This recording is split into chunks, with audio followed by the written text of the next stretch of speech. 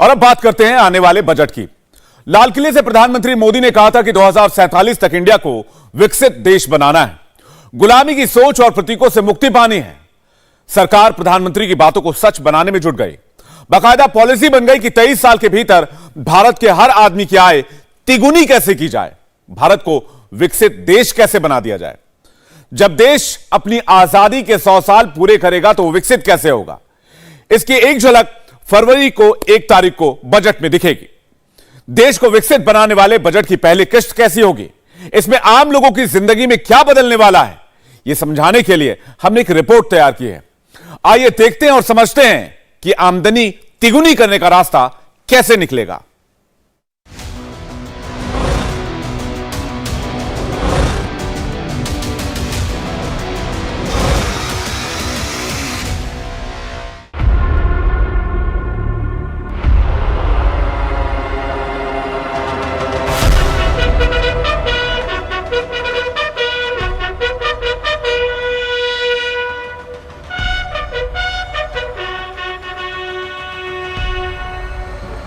ये जूस और ice cream shop चलाते हैं और हर महीने 3 लाख तक कमाते हैं। आपको शुरू करना है, इनसे सीखना है तो फ्रीडम ऐप को अभी डाउनलोड कीजिए। भारत के गणतंत्र दिवस उत्सव की परेड पहले राजपथ पर निकलती थी। 2023 से वो कर्तव्य पथ पर आ गई।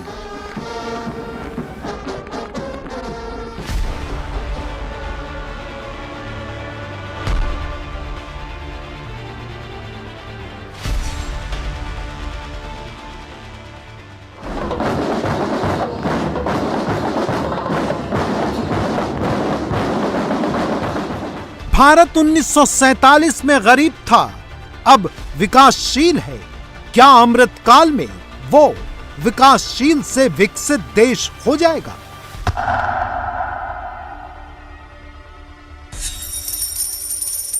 पहले सुई तक बाहर से आती थी, अब कोरोना से सुरक्षा के लिए वैक्सीन से लेकर अंतरिक्ष के उपग्रह तक हम खुद बनाते हैं। सपेरों के देश वाले पहचान से बाहर निकलकर अब हम G20 देशों की मेजबानी करने वाले देश हो गए हैं। भिखमंगों का ठप्पा लगा था हमारे ऊपर, लेकिन अब हम दुनिया की 5वीं बड़ी अर्थव्यवस्था बन चुके हैं। वर्षों तक हमें गुलाम रखने वाला ब्रिटेन आज हमसे पीछे है। 75 साल में भारत बहुत बदल गया है, लेकिन अभी भी हमारा देश विकासशील देश है। अमेरिका, ग्रेट ब्रिटेन, रूस, फ्रांस, जर्मनी, जापान जैसे देशों की पायदान में हम नहीं हैं। विकसित होने के लिए आखिर भारत को क्या करना होगा, विकसित होने का मापदंड क्या है? भारत 5 ट्रिलियन इकोनॉमी हो जाए तो विकसित देश बन जाएगा। भारत की प्रति व्यक्ति आय 4,45,500 रुपए सालाना हो जाए तो क्या भारत विकसित राष्ट्र हो जाएगा? भारत मिडिल इनकम देशों की लिस्ट में आ जाए तो वो विकसित देश हो जाएगा। भारत का जीडीपी 2047 तक प्रतिवर्ष 8% रहे तो क्या भारत विकसित राष्ट्र बन जाएगा? भारत के जीडीपी में इंडस्ट्री का हिस्सा कृषि से ज्यादा हो जाए तो भारत विकसित राष्ट्र हो जाएगा। भारत में सर्विसेज सेक्टर का योगदान औद्योगिक क्षेत्र से ज्यादा हो तो भारत विकसित इकोनॉमी कहलाएगा। भारत की कमाई में entertainment, finance, retail, information technology, knowledge based services, research, सलाह, कंसल्टेंसी की आय का हिस्सा ज्यादा हो तो भारत विकसित राष्ट्र कहलाएगा। भारत में जीवन की क्वालिटी सुधर जाएगी तो भारत विकसित राष्ट्र हो जाएगा। भारत में उद्योग, कृषि, शहरी और ग्रामीण विकास का ढांचा तैयार हो जाएगा तो भारत विकसित राष्ट्र बन जाएगा। भारत में कुपोषण, गरीबी, अशिक्षा, बीमारी की मात्रा बहुत कम हो जाएगी तो क्या भारत विकसित राष्ट्र बन जाएगा? देखिए, अभी वर्ल्ड जीडीपी देखा जाए तो करीबन $100 ट्रिलियन है। उसमें इंडिया का 3-3.25 ट्रिलियन, तो 3% है। और पॉपुलेशन जाए तो 1/8 है पॉपुलेशन, तो 12% का पॉपुलेशन है। तो जिस हिसाब से पॉपुलेशन है उस तरफ से अपनी जीडीपी कम है।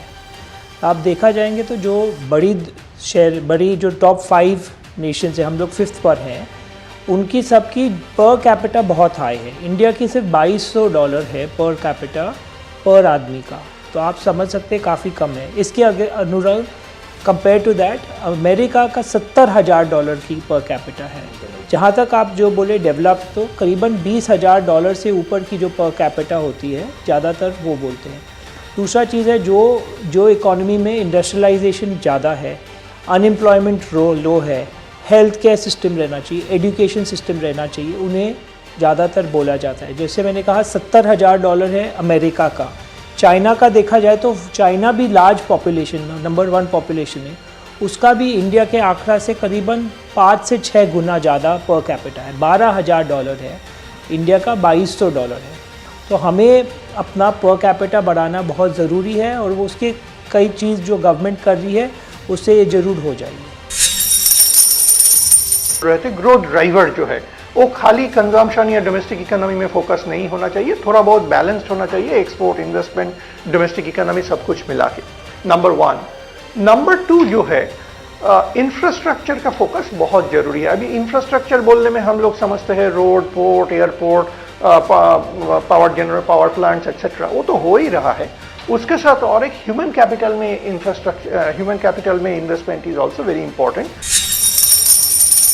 ह्यूमन डेवलपमेंट इंडेक्स जो है पिछले 30 साल से विश्व में इसका मेजरमेंट होता आया है। जो आंकड़े हैं वो 0 और 1 के स्तर पे किया जाता है। 0 मतलब वह देश जिनके बिल्कुल कोई प्रोग्रेस नहीं हुआ हो, जो बिल्कुल विकसित नहीं हुए हों, और 1 मतलब वह राष्ट्र जहाँ जो मानव विकास के इंडिकेटर्स में एकदम अग्रसर हो गए हों। फिलहाल जो अगर आप 2022 के ह्यूमन डेवलपमेंट रिपोर्ट देखेंगे तो जो लोएस्ट देश हैं वो 0.36 लेवल पे पहुंची हुई है। मतलब जो अफ्रीका में है, लैटिन अमेरिकन कंट्रीज़ थोड़े हैं, वे जो मानव विकास के सारे इंडिकेटर्स पे सबसे निजी स्तर पर हैं।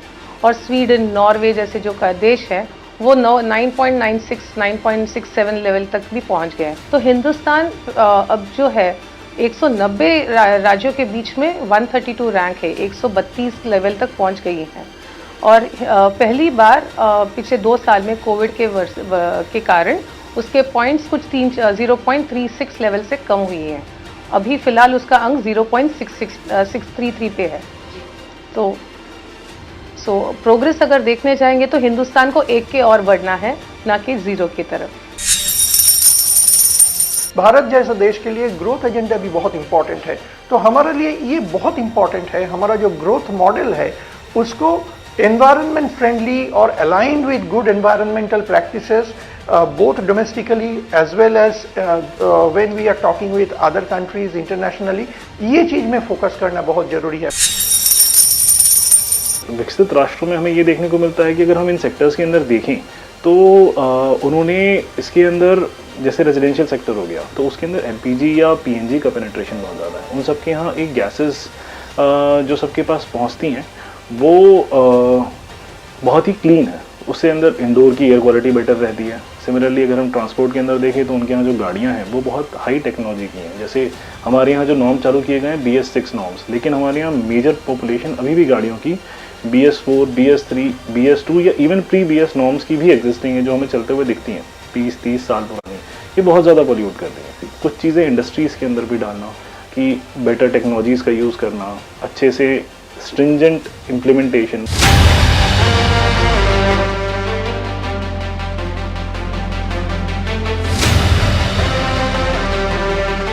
प्रधानमंत्री सफाई पर जोर देते हैं, गरीब के बैंक खाते खुलवाते हैं,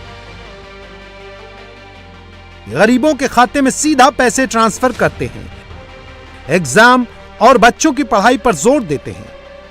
प्रधानमंत्री 5 लाख के हेल्थ इंश्योरेंस को अपनी सरकार की कामयाबी बताते हैं। हर घर नल से पानी की योजना पर विशेष जोर है। हर ग्राम पंचायत को इंटरनेट से जोड़ने, डिजिटल पेमेंट को बढ़ाने के नियम बनाते हैं। पर्यावरण के मोर्चे पर भारत का एजेंडा आगे बढ़ाते हैं। Electric vehicle, hydrogen fuel, CNG को बढ़ावा देते हैं। यूनिवर्सिटी शिक्षा में बदलाव करते हैं। ये सब ऐसे शब्द और नीतियां हैं जिन पर सरकार का और बजट का बहुत ज्यादा जोर होता है, क्योंकि सामाजिक विकास और साथ ही GDP में सुधार एक दूसरे के साथ होता है। विकास के साथ क्लीन एनर्जी और पर्यावरण संरक्षण सस्टेनेबल डेवलपमेंट के लिए बेहद जरूरी होता है। साल 2048 तक अगर भारत को विकसित राष्ट्र की लिस्ट में शामिल करना है तो तब तक आने वाले हर बजट में ये कीवर्ड्स की धूम होनी चाहिए। इसके साथ ही अमृत काल की लक्ष्य प्राप्ति के लिए बजट कैसा होना चाहिए, ये समझने के लिए आपको कुछ आंकड़े दिखाते हैं।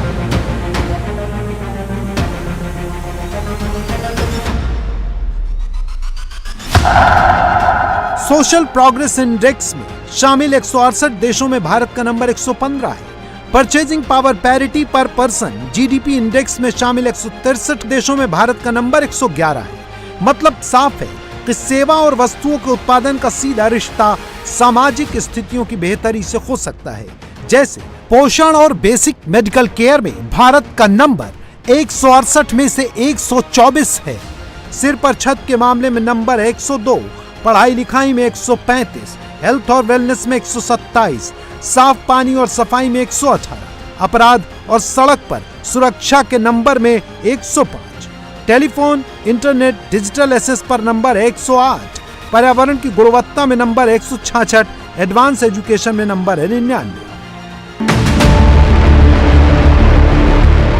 2048 तक भारत की संपन्नता को विकसित देश के दायरे में लाने के लिए सामाजिक विकास की पायदान पर ऊपर चढ़ना होगा। देश की कामयाबी और संपन्नता को देश के हर नागरिक तक पहुंचाना होगा। सबका साथ, सबका विकास और सबका प्रयास का असल मतलब अब आपको समझ में आ रहा होगा कि ये एक चुनावी नारा नहीं बल्कि आर्थिक मजबूरी है। सामाजिक सूचकांक के आंकड़ों और शब्दों पर गौर करें तो सरकार की नीतियों का रैशनल स्पष्ट होगा। बजट में फंड एलोकेशन की प्रायोरिटी भी स्पष्ट होगी। ऐसे में अमृत काल के लिए बजट के जरिए जो सिस्टम बनाने पर जोर रहेगा उसे आप एक एक करके ऐसे समझ सकते हैं। महिला और अकुशल श्रमिकों को रोजगार देकर संपन्नता की सीढ़ी पर चढ़ने की शुरुआत हो सकती है। सामाजिक विकास और आर्थिक विकास के मेल की शुरुआत कम कुशल जॉब से की जानी चाहिए। इसकी वजह से उत्पादन को प्रभावित करने वाली बच्चों की गरीबी दूर होगी, उद्योग की जरूरत के मुताबिक श्रमिकों की क्षमता का विकास होगा, महिला और कौशल में कच्चे मजदूरों की कुशलता का विकास होगा और फिर ज्यादा प्रशिक्षित वर्कफोर्स के जरिए भारत दुनिया के बाजार में सस्ते और अच्छे उत्पादन की जरूरत का फायदा उठा सकेगा। जो स्किल डेवलपमेंट है, अभी इंडिया की literacy rate is almost 80%, which is a very good, बहुत अच्छा रेट है। बट स्किल सेट जो हैं, जो हमें चाहिए हैं वहाँ तक पहुँचने के लिए, वो माइलस्टोन पे पहुँचने के लिए वो हमें और डेवलप करना है। बिकॉज हमारा यूथ पॉपुलेशन जो है और मिड पॉपुलेशन जो है वो हाई है और स्किल सेट्स हमेशा हर 5-10 साल में चेंज होते रहते हैं।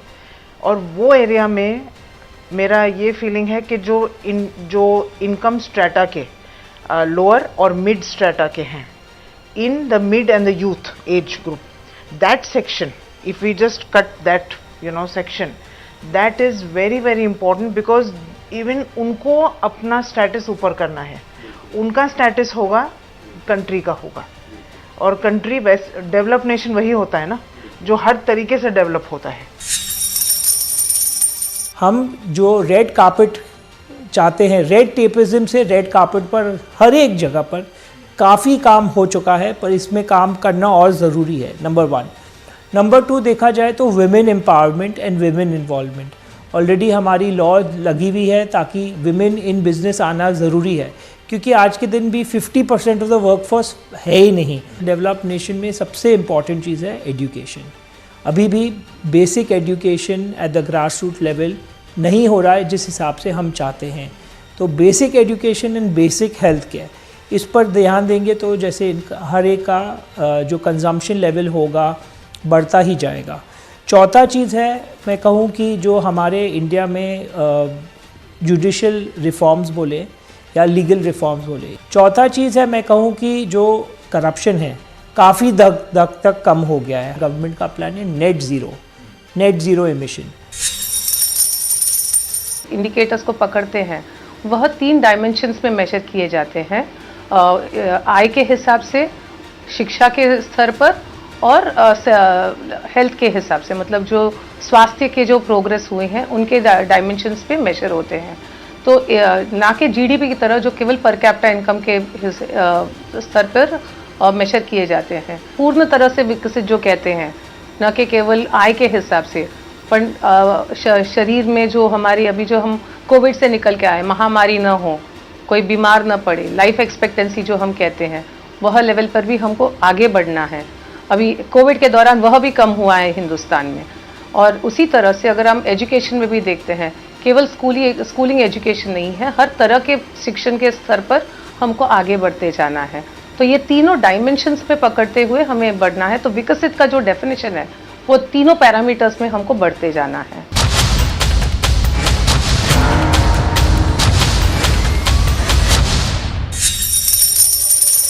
दो 2047 में विकसित राष्ट्र बनने के लिए भारत को अपनी काम करने वाली आबादी के एक बड़े हिस्से को स्किल्ड लेबर में बदलना होगा।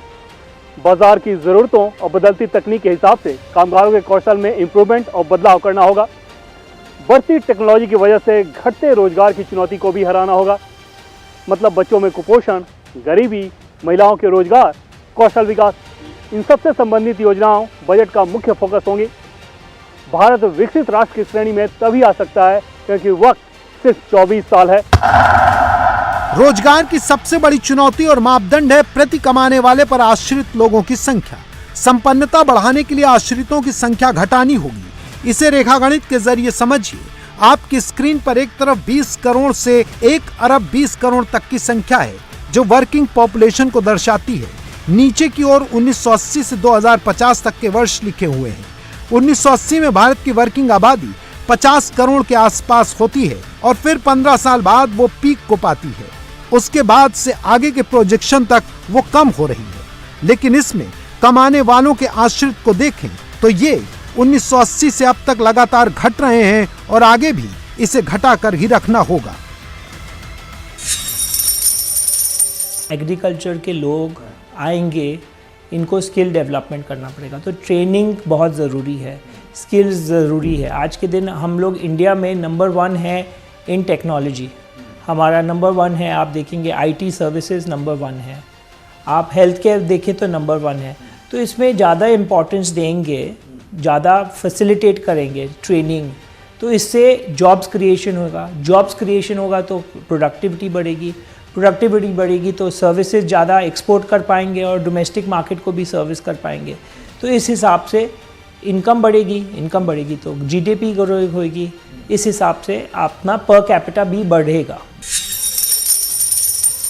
हम एज अ नेशन सेविंग करते हैं और वो अच्छी बात है। इसलिए आई थिंक कोविड में इसलिए हम एज अ नेशन बच गए कंपेयर टू मैनी अदर्स जहाँ सेविंग की हैबिट नहीं है। बट सेविंग से ज़्यादा इम्पॉर्टेंट इन्वेस्टमेंट्स हैं और वही क्रिएट करती हैं हमारा वेल्थ। और अब देख सकती हूँ कि हाँ, अगर नेक्स्ट 30-50 इयर्स इंडिया के हैं तो 100% फाइनेंशियल मार्केट इज़ दी की। वो ग्रो होना चाहिए, एक एक्सचेंज नहीं हो सकता है, कंपटीशन होना ही चाहिए, हेल्दी कंपटीशन होना चाहिए। वैसे जो मार्केट पार्टिसिपेंट्स हैं उनको सबसे बेस्ट मिलता है, सर्विसेज बेस्ट मिलते हैं, प्रोडक्ट्स मिलते हैं, और जैसे वो होता तो इन्वेस्टमेंट्स आने लगते हैं। वो माइंडसेट जो है लोगों का, खाली बैंक नहीं, इवन कैपिटल मार्केट में आए। हम लोगों को अगर मीडियम टू लॉन्ग टर्म एक व्यू लेना पड़ेगा। हम अब डिजिटल को इग्नोर नहीं कर सकते हैं। डिजिटल इकोनॉमी और डिजिटल इनिशिएटिव्स में इंडिया बहुत प्रोग्रेस किया है लास्ट फ्यू इयर्स में, बट लगता है कि डिजिटल इकोनॉमी और डिजिटल इनिशिएटिव्स का टेक ऑफ अभी जैसे कि जस्ट हो रहा है। मेरा हिसाब से अगले 5 साल या 10 साल में आपको ये प्रोग्रेस बहुत ही मल्टीपल टाइम्स देखने को मिलेगा। 2047 तक भारत को विकसित बनाने की राह में बड़ा मापदंड है प्रति व्यक्ति आय। इसका गणित थोड़ा जटिल है, लेकिन हम आपको आसान करके समझाते हैं। आपके स्क्रीन पर जो रेखा गणित है उसमें बाईं ओर 15, 20, 25, 30, 35 के क्रम में जीडीपी प्रति कर्मचारी लिखा है, जो कि प्रति व्यक्ति जीडीपी से अलग होता है और 2017 की परचेजिंग पावर पैरिटी पर आधारित है। नीचे 30, 40, 50, 60% में जनसंख्या में कर्मचारियों का अनुपात लिखा है। अभी भारत में जीडीपी 273 लाख करोड़ है और प्रति कर्मचारी जीडीपी 5,26,500 रुपए है। जनसंख्या में कर्मचारियों का अनुपात 30% से ज्यादा है। लेकिन अगर 2047 तक भारत को विकसित राष्ट्र बनना है तो उसे कुल जनसंख्या में कामगारों की संख्या 40% से ज्यादा रखनी होगी। प्रति कर्मचारी जीडीपी 9,72,000 रुपए और जीडीपी 7 ट्रिलियन अमेरिकन डॉलर करना होगा और हाई इनकम इकोनॉमी बनने के लिए 60 ट्रिलियन यूएस डॉलर इकोनॉमी बनानी होगी, जो कि मौजूदा अमेरिकी इकोनॉमी से 2.5 गुना बड़ी होगी। वैसे तो विकसित राष्ट्र होने की कोई ठोस परिभाषा नहीं है, फिर भी विश्व बैंक और उसके जैसे अन्य आर्थिक संगठन देशों के आय के आधार पे उनका वर्गीकरण करते हैं और एक सूची तैयार करते हैं और इस सूची में पिछड़े, गरीब, विकसित और विकासशील देश शामिल होते हैं और देश खुद फिर अपने आप को विकसित और विकासशील देश घोषित कर देते हैं। वैसे विकसित राष्ट्र कम से कम मिडिल इनकम के तो हैं ही। भारत इसी पैमाने पे पिछले 3 दशकों से दुनिया के उन 12 मुल्कों में शामिल है जिनका प्रति व्यक्ति ग्रोथ रेट 3.5% से कम नहीं हुआ है। साथ ही भारत का प्रॉस्पेरिटी ग्रोथ रेट 2% से नीचे नहीं आया है। इसलिए भारत को विकसित राष्ट्र में अगर शामिल होना है तो उसके लिए ज़रूरी है कि मिडिल इनकम ग्रुप में वो बना रहे और इसके लिए ज़रूरी है कि कामगारों की उत्पादकता में वृद्धि हो और साथ ही लेबर के काम के जो बदलाव के दर हैं उसमें सुधार किया जाए और इस बार बजट में इसमें विशेष ध्यान देने की ज़रूरत है। जो स्टेटस है लोगों का, वो जो पर कैपिटा इनकम है वो ग्रो हो रहा है। कहाँ हम मच लोअर बोलते थे, अभी हम बोल रहे हैं 1,000 to 4,000 डॉलर्स के बीच में हमारा पर कैपिटा है। हाँ, that is low to mid range, correct. और यूएस कंपेयर करेंगे तो 13,000 है, तो है डिफरेंस, बहुत डिफरेंस है एंड एक स्कोप है ग्रो होने का। पर कैपिटा इनकम है एवरेज का मतलब ऐसा ये नहीं है कि सबका हाथ में वेल डिस्ट्रीब्यूटेड है। तो आगे जाके ये facilities, benefit, standard of living थोड़ा वेल डिस्ट्रीब्यूटेड रहेगा, वो बहुत इंपॉर्टेंट फैक्टर रहेगा हमारा प्रोग्रेस और प्रॉस्पेरिटी के लिए।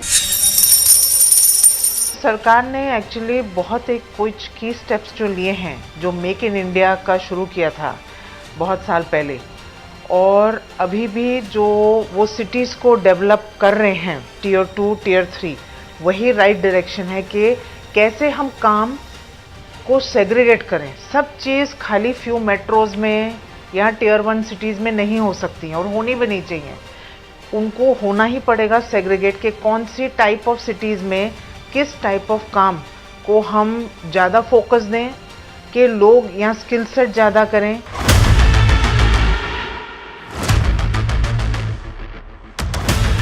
देश को विकसित बनाने के लिए भारत को बजट में ऐसे कदम उठाने होंगे जो गांव और शहर, अमीर और गरीब के बीच फर्क खत्म करें। आपको एक चित्र दिखाते हैं। उसमें स्क्रीन से बाईं ओर 0 से 5 लाख तक की संख्या है और नीचे की ओर लंबाई में पतली पतली लकीरों के बीच देश के जिलों की पेरोल का चित्र मौजूद है। लाल रंग की लकीरों में जिलों के शहरी हिस्से की औसत तनख्वाह है और नीले में गांव की औसत पेरोल। शहरी औसत मेहनताना 1,62,549 है, गांव में 1,08,25। 40% हिस्सा 2 से 1 लाख सालाना मेहनताना के बीच है और 50% हिस्सा 1 लाख रुपए सालाना से नीचे। इसके अलावा सरकार को व्यापार करने में होने वाले औसत खर्च को घटाने के लिए भी बजट में काफी जोर शोर से काम करना है और वो आने वाले बजट में दिखेगा भी, क्योंकि भारत दुनिया में व्यापार करने वालों की लिस्ट में अभी भी बहुत पीछे है। इस चित्र में बाईं ओर ईज ऑफ डूइंग बिजनेस की रैंकिंग है और नीचे की ओर साल। इसमें 2019 में भारत की रैंकिंग 63 बताई गई है। इसके अलावा आधारभूत ढांचे के विकास पर भी बजट का बहुत जोर होगा। इसके लिए पब्लिक, प्राइवेट और सरकार के संतुलन पर ध्यान दिया जाएगा। प्राइवेट सेक्टर को हर क्षेत्र में बढ़ावा दिया जाएगा। उसको दिए जाने वाले उधार आदि सुविधाओं पर भी ध्यान होगा। नॉलेज बेस्ड न्यू रिसर्च और एनवायरनमेंट फ्रेंडली उद्योग में प्राइवेट सेक्टर को बढ़ावा दिया जाएगा। आधारभूत ढांचा क्षेत्र में खर्च के मामले में प्राइवेट सेक्टर तेजी से आगे बढ़ा है, लेकिन फिर केंद्र सरकार के बराबर आ गया, जबकि राज्यों में निवेश की दर लगभग एक सीधी रेखा में चल रही है। आपके सामने अब जो बार डायग्राम है उसे आप ध्यान से देखिए, आपको प्राइवेट इन्वेस्टर का रुख पता चलेगा। रेलवे, रोड, तेल, गैस, बिजली जैसे उद्योगों में जहां निवेश ज्यादा और मुनाफे में टाइम लेट है, वहां प्राइवेट हिस्सेदारी कम है। एयरपोर्ट, पोर्ट, टेलीकम्युनिकेशन और क्लीन एनर्जी में सरकार का निवेश कम हो रहा है। 2047 तक विकसित देश बनने के लिए जो सबसे जरूरी काम है वो है नीतियों का सही लोगों तक सही तरीके से पहुंचना। इसके लिए बजट में औद्योगिक और क्षेत्रीय विकास की नीतियों में एस्पिरेशनल डिस्ट्रिक्ट्स, स्मार्ट सिटी को आगे बढ़ाकर सेक्टर और जगह विशेष के हिसाब से नीतियों पर जोर दिया जाएगा। सामाजिक नीतियों के क्षेत्र में अंत्योदय लक्ष्य है। डायरेक्ट बेनिफिट ट्रांसफर का विस्तार होगा। होम डिलीवरी का क्षेत्र बढ़ेगा। सामाजिक मदद के नए क्षेत्र तलाशे जाएंगे। बिजनेस नीतियों के क्षेत्र में व्यापार की लागत घटाने वाली नीतियां, फैक्टर इनपुट्स में निवेश, मार्केट में कंपटीशन की रक्षा, नई चुनौतियों के हिसाब से कानून और नियम बनेंगे। उद्योग के क्षेत्र में स्टार्टअप और छोटे कारखानों को बढ़ावा दिया जाएगा। एफडीआई के लिए नए क्षेत्र और सुविधा बनेंगे। उद्योग में कंपटीशन को बढ़ावा देने वाले सुधार, दवाई शोध और विकास, सेमीकंडक्टर, अक्षय ऊर्जा क्षेत्र में छूट और ज्यादा निवेश की योजनाएं भी बजट का हिस्सा होंगी। राज्यों को देश की प्रॉस्पेरिटी का हिस्सेदार बनाने के लिए प्रोत्साहित किया जाएगा। हमें 5 चीज़ों को मद्देनजर रखनी है। 1, हमारे गांव कैसे कर रहे हैं। 2, हम कुपोषण और बेरोजगारी, और तीसरा जेंडर। हम अगर देखने जाएंगे तो लड़कियों का जो डेवलपमेंट करना है वह एजुकेशन और हेल्थ, और चौथी बात जो है, हमें मिशन तौर पे हमें हमारा पूरा इकोनॉमिक प्रोग्रेस को भी इंटीग्रेट करना है, जहाँ पे जो हमारे दलित बच्चे हैं उन सबको भी इंक्लूसिव ग्रोथ मिले। तो अगर हमें मिशन मोड पे लेना है तो हमें ये 5 चीज़ों को एक साथ अग्रसर करके लेना है, जहाँ पे बजटरी एलोकेशंस जो है हमें गाँव के लिए डाइवर्ट करना है। गाँव का मतलब केवल एग्रीकल्चर नहीं है, वहाँ पे नॉन फार्म सेक्टर्स जो कहते हैं, वहाँ पे जो हमको निजीकरण करवाना है वह हुआ नहीं है, हमें वहाँ पे इन्वेस्ट करना है। और अगर हम मिलेट मिशन जो शुरू हुआ है हाल ही में, ये जूस और आइसक्रीम शॉप चलाते हैं और हर महीने 3 लाख तक कमाते हैं। आपको शुरू करना है, इनसे सीखना है तो फ्रीडम ऐप को अभी डाउनलोड कीजिए। हमारी वित्त मंत्री ने अनाउंस किया था मिशन, मिलेट मिशन, और ये साल हम सेलिब्रेट भी कर रहे हैं। तो इसको हमें हमारे फूड सिक्योरिटी के साथ जोड़ना है, जहाँ पे हर घर में न कि खाना मिले मगर क्वालिटेटिव खाना मिले, जहाँ पे लोग न्यूट्रिशन से और कुपोषण से जो उनकी इम्पैक्ट हो रही है उसको कम कर पाए। 2047 तक देश विकसित राष्ट्र बने, इसके लिए केंद्र और राज्यों के बीच सही समन्वय बहुत जरूरी है। देश में पुलिस, न्यायिक और प्रशासनिक सुधार भी जरूरी है। स्पेशलाइज्ड वर्कफोर्स को बढ़ावा देने वाले कदम और नीतियां भी बढ़ानी होंगी, और ये सब युद्ध स्तर पर लगातार 24 साल तक करना होगा। तभी देश अपने अमृत काल में एक विकसित राष्ट्र के रूप में स्थापित हो पाएगा।